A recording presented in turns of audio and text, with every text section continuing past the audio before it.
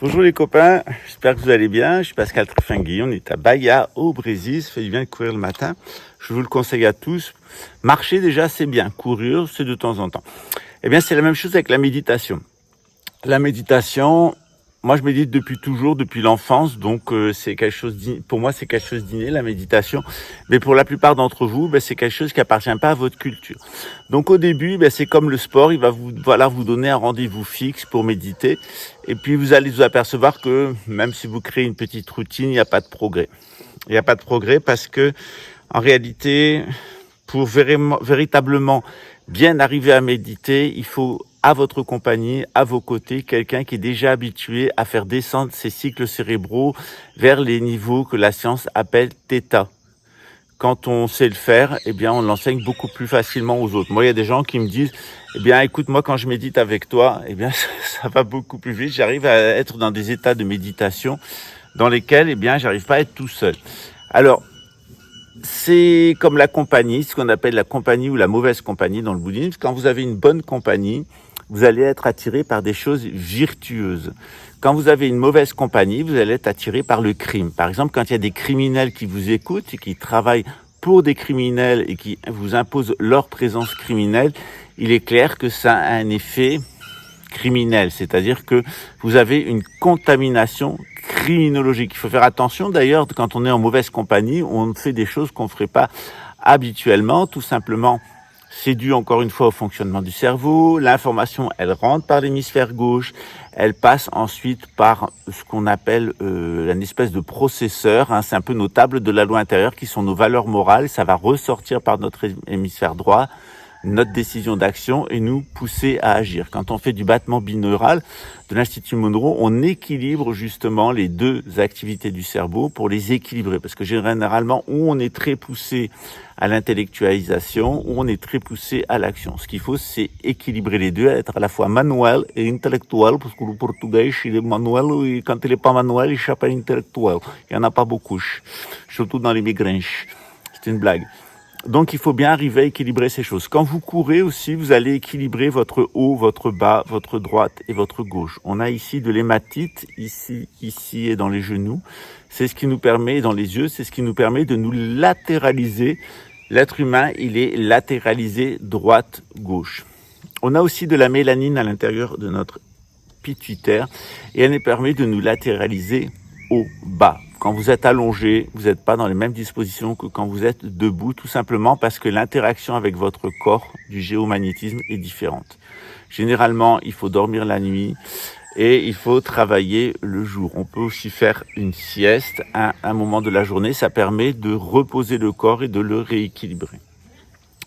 Dans ce contexte-là, on doit faire tant d'efforts pour méditer, pour aller bien, etc. Le bouddhisme fait porter notre attention sur les bonnes compagnies d'abord. Ne pas être en mauvaise compagnie.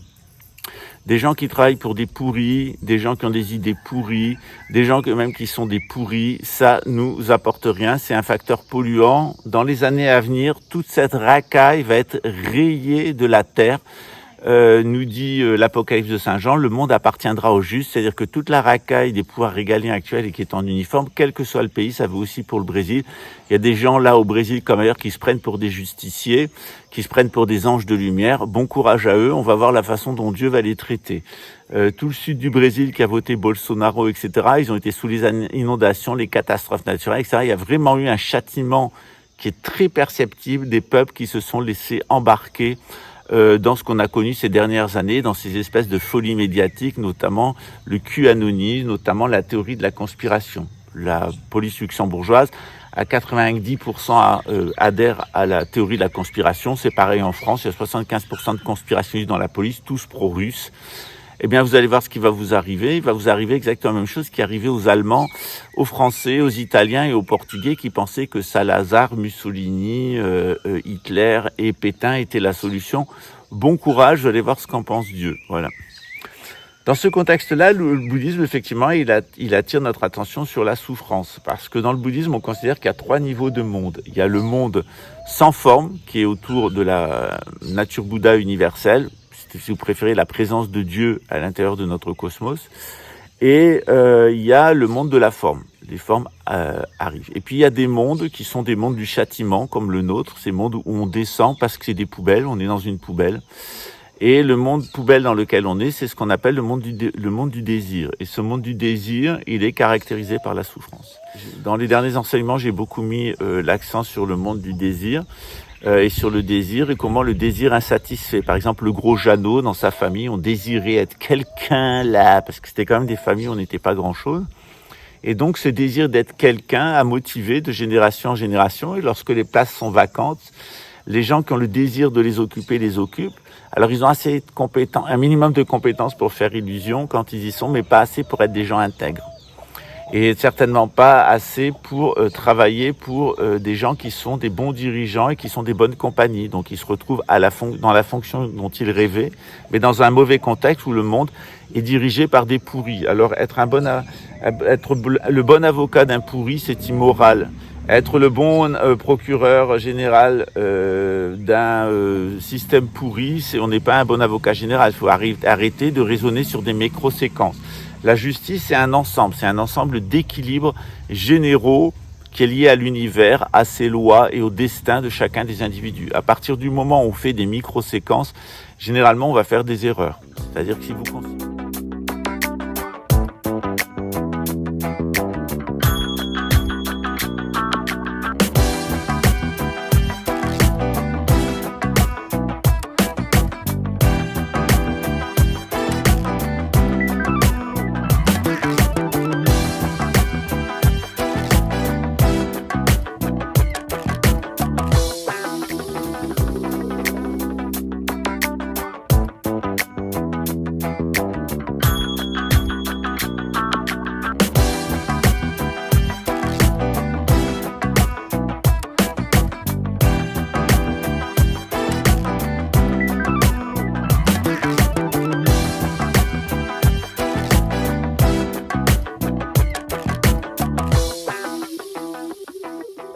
Et c'est justement ce qu'on apprend à faire dans le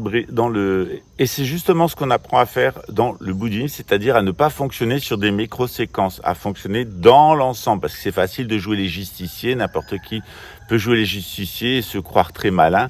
En réalité, les gens qui veulent jouer les justiciers, les cow-boys, c'est les crétins du village, c'est les idiots du village, parce que c'est un véritable art, c'est harmoniser son être intérieur avec le cosmos pour savoir ce qui est véritablement juste. Et c'est d'ailleurs ce que faisait Jésus. Et à chaque fois, il rappelait, tous les miracles que je fais sont faits pour manifester la gloire de Dieu. Et il est plus facile de dire lève-toi et marche que tes péchés sont pardonnés. Agir au niveau matériel, c'est assez facile, relativement facile. Agir au niveau subtil et sur la cause de la souffrance, c'est beaucoup plus difficile. Et agir en harmonie avec Dieu et avec l'univers, c'est encore plus difficile. Donc c'est ce que nous invite à faire le bouddhisme, c'est avoir une vision d'ensemble. C'est pour ça qu'on décrit 6 mondes dans le monde du désir auquel appartient l'état humain. Si vous avez remarqué, on suit toujours une progression dans nos cours qui est liée un peu à l'actualité, à notre éco-village, aux difficultés qu'on nous fait, etc., aux attaques qu'on a par Mara. Mara, c'est le prince de ce monde. On est beaucoup attaqué par les institutions extérieures, tout simplement parce qu'elles sont satanisées, elles sont gangrénées, elles sont vérolées. Regardez ce qui s'est passé au Brésil avec Bolsonaro.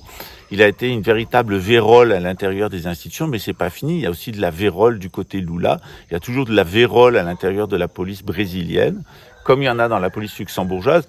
On n'est pas dans le monde des terres pures. Donc, il y aura toujours du vérolage avec des gens qui se traînent tellement intelligents, tellement une grande intelligence, qui pensent qu'ils savent les choses mieux que tout le monde, en tout cas mieux que nous, qui avons étudié le bouddhisme pendant des années, qui méditons depuis 56 ans. Il y a quand même un manque d'humilité chez ces crétins du système qui est quand même assez effroyable quand on voit le niveau d'imbécilité des gens qui sont en responsabilité. C'est pour ça que ce monde, il va à sa perte, il va à sa destruction.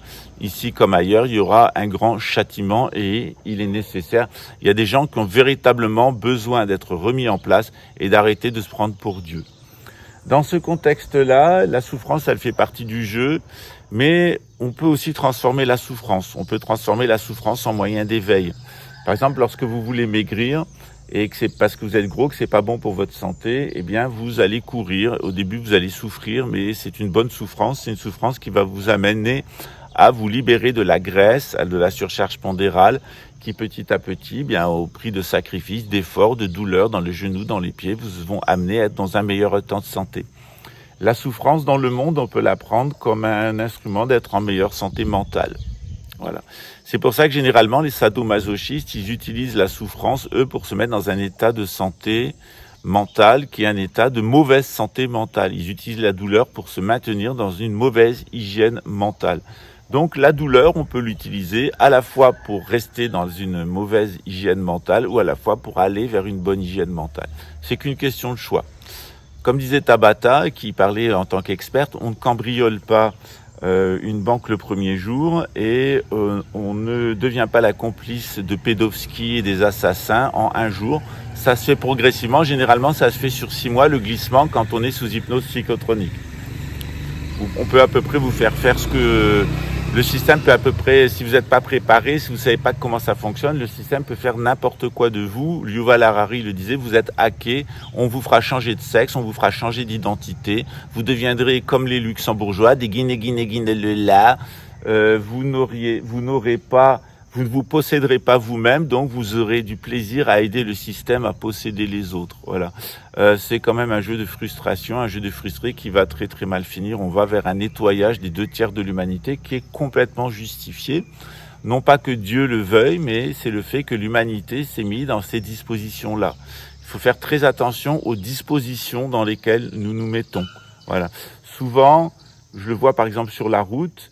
Moi, je roule pas mal en voiture comme passager et je remarque, j'ai fait pas mal de kilomètres ces derniers temps. Je fais 2000 kilomètres avec un conducteur brésilien et je me suis aperçu que sa manière de conduire était tout à fait le fruit de son état mental.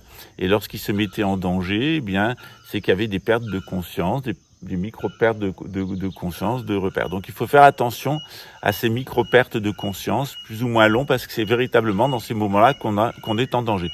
C'est sur ça sur lequel on va travailler un petit peu dans cette semaine. On va travailler sur le désir, sur la souffrance. C'est vraiment les basiques du bouddhisme et comment on peut transformer tout ça. Bien entendu, on est dans un monde qui repose entièrement sur le faux.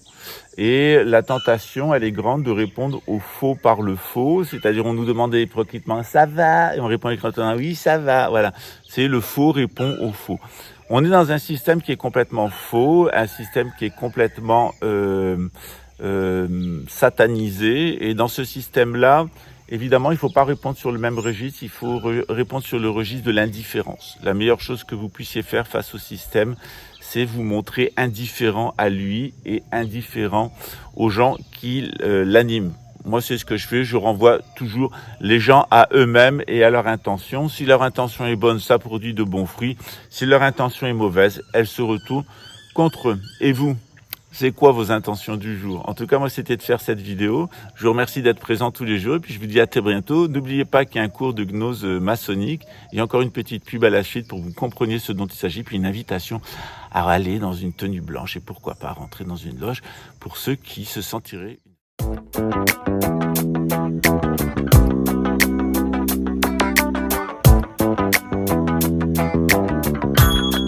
Bonsoir les amis, j'espère que vous allez bien. Je suis Pascal Franky, Colbert, Lama Kunzong et eh bien j'ai 2 annonces à vous faire. D'abord que notre cours de gnose maçonnique, il commencera la 3e partie du mois de mars. J'espère qu'il vous intéressera.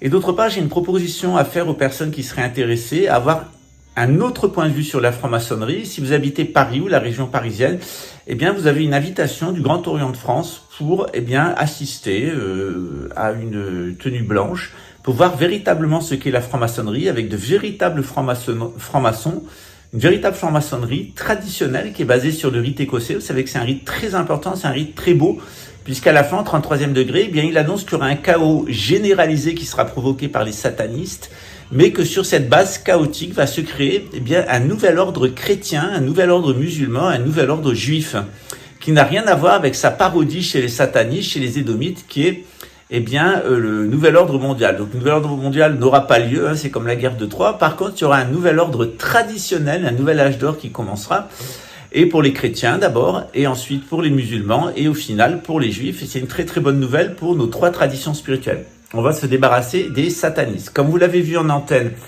eh bien, on va travailler sur un certain nombre de principes maçonniques. On va parler de l'Égypte, on va parler de la Judée, on va parler de la France, on va parler des États-Unis, on va parler du Brésil. Et vous verrez le travail qui a été fait par la franc-maçonnerie, la véritable franc-maçonnerie, pas sa parodie édomite et satanique. Eh bien, par les frères bâtisseurs depuis l'aube des temps. Alors, on parlera de la divine proportion, on parlera de la corde à nœuds, on parlera du triangle d'or, on parlera du rectangle d'or et des carrés, on parlera de la circulature du carré, de la quadrature du cercle, très simplement, de façon très accessible, puis on parlera des pentagones et du 5 sacré, la dynamique du 5. On parlera des spirales d'or que vous trouvez dans tous les monuments maçonniques, mais aussi dans les cathédrales, que vous trouvez dans le temple de Jérusalem et que vous trouvez dans les pyramides d'Égypte. Et puis au final, on parlera des heptagones et du 7 sacré. Évidemment, 5, c'est les 5 éléments. 7, c'est les 7 astres. On retrouvera les fameuses distorsions élémentales et les fameuses distorsions astrales du bouddhisme. Et j'espère que ça vous donnera envie de rentrer dans la franc-maçonnerie, la vraie franc-maçonnerie. Et elle existe au sein de toutes les institutions. Il y a une vraie franc-maçonnerie. Mais comme partout, il y a une infiltration satanique qui utilise la pédophilie pour offenser l'enfant Jésus, qui utilise Marianne pour offenser la Vierge Marie ou Isis, et qui utilise les drogues pour mettre les gens dans des états de confusion mentale, que ça soit les agrotox, que ça soit la pharmakeia, la pharmacie, que ça soit la psychotronique. On est véritablement face à des groupes sataniques. Et oui, j'ai un peu pelé, j'étais trop au soleil. Ça fait du bien d'avoir quelques vacances. Et donc, ce cours de gnose maçonnique, ce cours de gnose des constructeurs, il va aussi vous expliquer comment est née la civilisation, selon quelles règles en Afrique. Et c'est des Noirs, des Africains qui ont créé la première civilisation des survivants de l'Atlante, avec des survivants de l'Atlantide. C'est ce que nous dit Platon. Donc Platon, c'est un auteur sérieux, c'est pas un auteur New Age. Et puis on en profitera aussi pour parler de la fausse franc-maçonnerie. On parlera du satanisme, on parlera des khazars. Et vous verrez que toute la construction du nouvel ordre mondial est une parodie satanique. Dans la psychotronique, vous verrez que c'est une parodie satanique de la radionique. La radionique, ça crée des gens bons. La psychotronique, ça crée des gens pervers. La radionique, ça vous permet d'incorporer votre être spirituel, votre être astral. Et la psychotronique, ça sert à des gens malsains qui ne se possèdent pas eux-mêmes d'essayer de vous posséder par tous les moyens. C'est plutôt la brigade des minables. Voilà. Alors on va démasquer d'abord cette brigade des minables en expliquant ce qu'est la psychotronique dans le détail, comment ça fonctionne avec tous les brevets. Il y a plus de 80 brevets que j'ai découverts qui permettent de vous manipuler mentalement dans le cadre d'Artichoc ou Artichoc et dans le cadre d'un vaste programme de gouvernance mondiale et de destruction de la psyché humaine et de l'âme humaine par tous les moyens pour permettre à une poignée de psychopathes, ils sont environ 120 millions, de vouloir dominer cette planète. Et vous verrez que malgré tout, même dans l'agenda 2030 de l'ONU, avec ses 17 principes de développement durable, il y a des bonnes choses, il y a des bonnes choses à prendre partout. Le rôle des satanistes, c'est de nous obliger à retourner vers nos traditions spirituelles. Plus on est dans nos traditions spirituelles, plus on est dans la tradition, plus on est bon, et moins il y a de satanisme. À partir du moment où on ne respecte plus nos traditions, à partir du moment où on construit n'importe comment, à partir du moment où on recrute des psychopathes et des tarés dans les services régaliens, le pire c'est. Donc moi je vous invite à ce cours de gnose maçonnique. Et puis la clé pour ceux qui sont en région parisienne, c'est la possibilité d'assister à une tenue blanche du Grand Orient de France dans le 14e arrondissement et de rentrer dans la franc-maçonnerie si les frères vous acceptent. Et vous verrez qu'il y a des loges qui sont tout à fait traditionnelles, qui travaillent d'un point de vue pratique avec les éléments clés de la maçonnerie. Vous allez découvrir un univers qui est absolument génial, en tout cas moi qui m'a époustouflé depuis des années, qu'il y a des hommes qui connaissent la respiration de la nature, des hommes qui savent construire durable et surtout des individus bons et pas des services de minables. À bientôt, ciao.